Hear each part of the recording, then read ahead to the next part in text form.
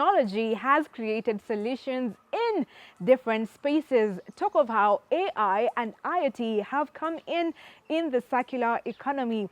In today's show, we tell you of a Kenyan startup, Circularity, which is using this technology to help in proper waste disposal management system. You are rightly tuned in. This is Take on Tech, and we have a great show lined up for you. My name is Stephanie Ayeta, and the hashtag to use is Take on Tech at KBC Channel 1.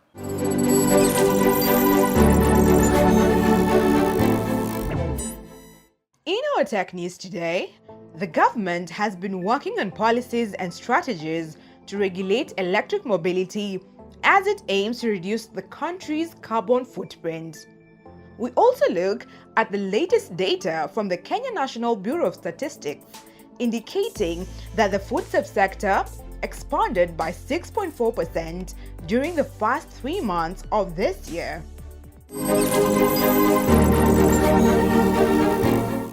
The latest data from the Kenya National Bureau of Statistics indicate that the food subsector expanded by 6.4% during the first 3 months of this year. Small businesses are increasingly employing technology in their processes as well as product development to meet sophisticated tastes by the customers. Technology innovation is the way to go. So technology makes our work easier in terms of the processes, be it production, be it hiring. Entrepreneurs like Margaret say the use of technology assures her customers that her products are standard. The role of technology is very simple. Doing honey is not expensive. It's only people who do shortcuts to get it expensive. You can bring your honey into Kiridi and it's tested whether it has commercial sugars. Most of people who are selling honey outside there, they don't want to do the right procedure. They want to do shortcut to get money. The government, through institutions like the Kenya Industrial Research and Development Institute, believes the achievement of the highest quality and meeting standards could be attained through training and incubation of small food processors. Actually, we had the interest of making this product, then we thought it's wise we get professional training. So that's how we ended here. We applied actually, and then we were called for training.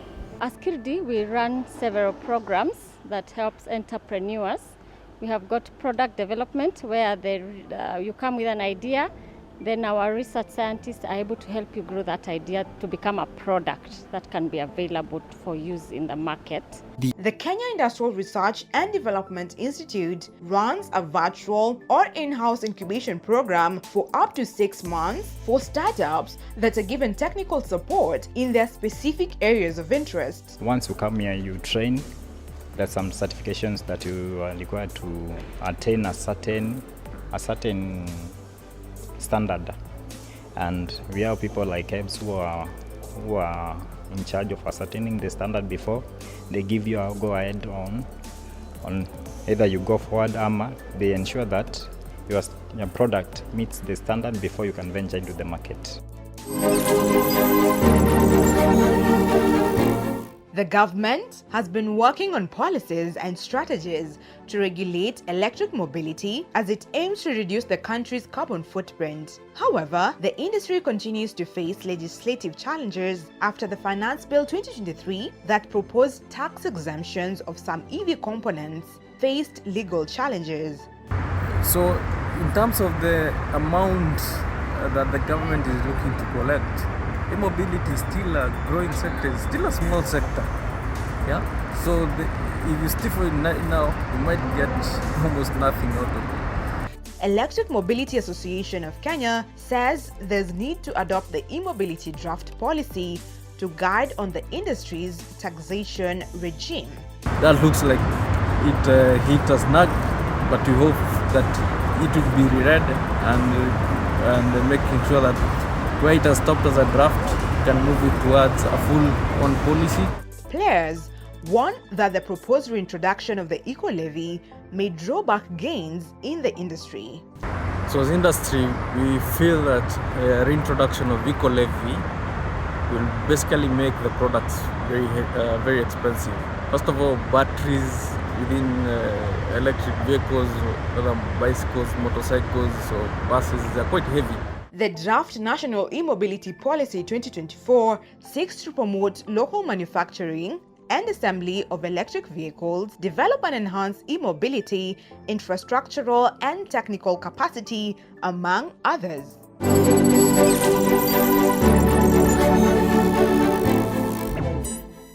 AI optimizes energy use, balancing supply and demand in smart grids. By integrating renewable sources like solar and wind into the grid, it ensures efficient energy storage and minimal waste.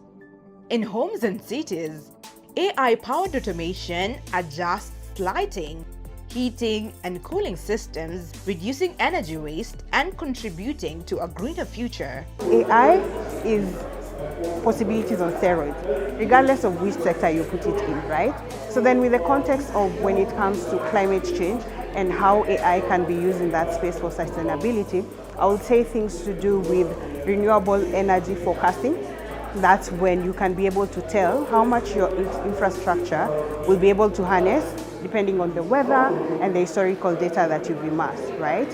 And then beyond that, you have things like predictive maintenance, whereby you can be able to predict your system failure time or when it requires to be maintained, such that when you are working with your system, you can take that into account so that you reduce the downtime and also reduce the cost of maintenance. There's also being able to put up smart grids, whereby an AI system can come in and it can track the performance of your smart grid and be able to inform you that this is the amount of energy you're consuming, so you need to do XYZ much to increase or to improve on the performance of the grid. So that's what artificial intelligence can be used in this space, to ensure that the energy that's being generated is consumed adequately in a manner that there's no wastage. And there's also the element of predicting and being able to know things before time so that you account for those. AI is helping tackle one of the greatest challenges of our time, climate change. AI-powered sensors monitor air, water, and soil quality, detecting pollution and harmful emissions. Machine learning algorithms predict extreme climate events, allowing communities to prepare and mitigate damage, while AI solutions help reduce carbon footprints in manufacturing and transportation.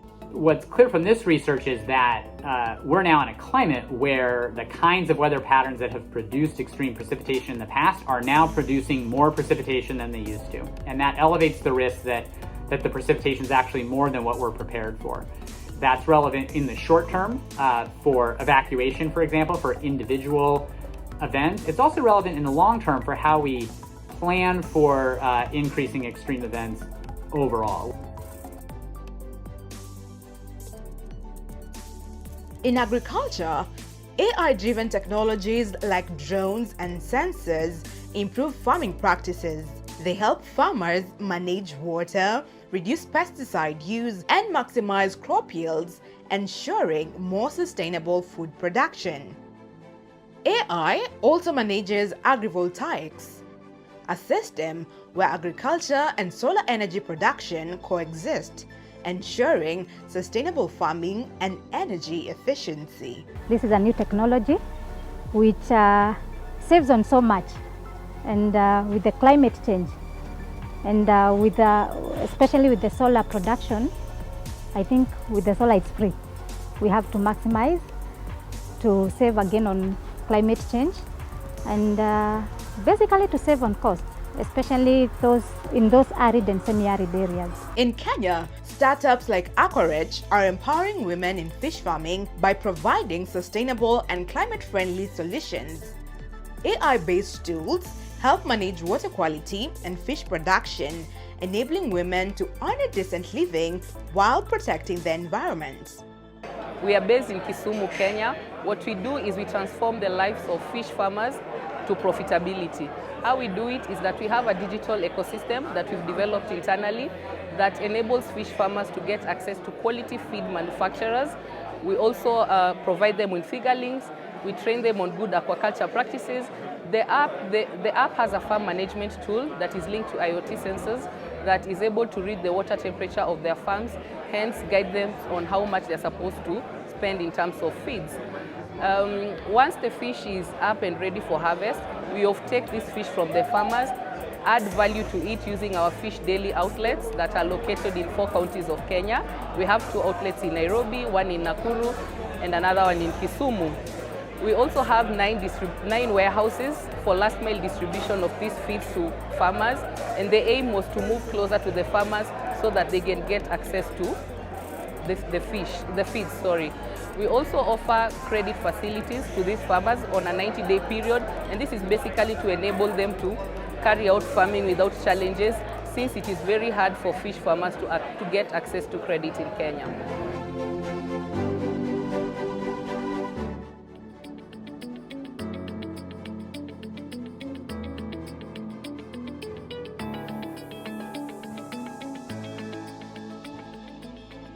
The circular economy is a new concept. We have a limited scope of resources in the world, and so we need to use them carefully. And then when you look at those resources, many of them can be reused. He's using the same materials multiple times and creating something that reinforces itself. AI is essential for reducing waste and promoting a circular economy. Smart systems optimize the use of raw materials, and AI-driven sorting facilities enhance recycling efforts. Circularity, a Kenyan startup, leverages AI and IoT technology to revolutionize waste management. Their systems ensure efficient disposal and recycling, playing a critical role in the circular economy. Our work is primarily on establishing a proper and sustainable waste recovery mechanisms. So we help waste recyclers and waste collectors in Kenya be able to sort trash at source and improve the quality of the material they are recovering for their processes. We have 2 main concepts. We have a smart bin. This is an AI and IoT enabled bin that is able to identify and only open for the right type of waste. An example is where you go to a supermarket with a plastic bottle and let's say an aluminum can or a glass bottle. So when you come to our bin, it should be able to identify that this is plastic and should go to this compartment, and this is glass, should go to another compartment.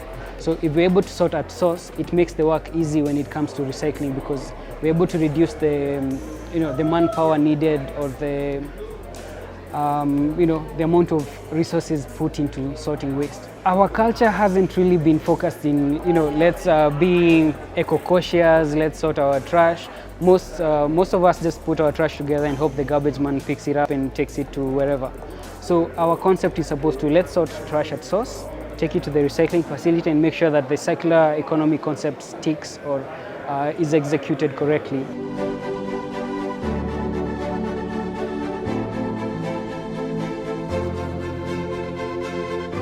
AI helps manage water resources, optimizing irrigation systems, and conserving water in agriculture. AI also predicts water-related disasters like floods, giving communities the chance to prepare and protect lives.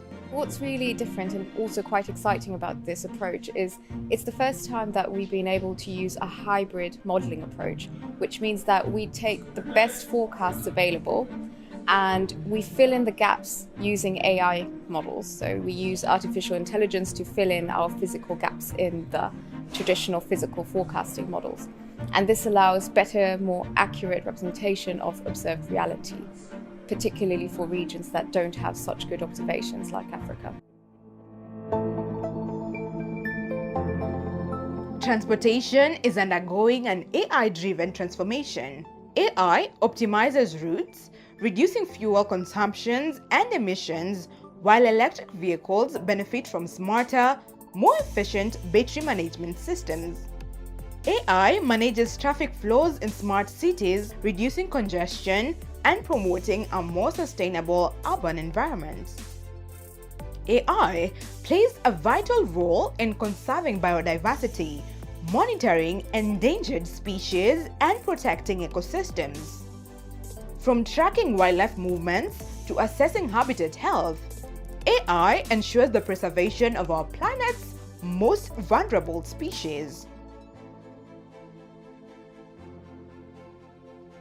AI is driving sustainable urban development. Smart cities powered by AI manage energy, water, and waste efficiently, ensuring urban areas are greener and cleaner.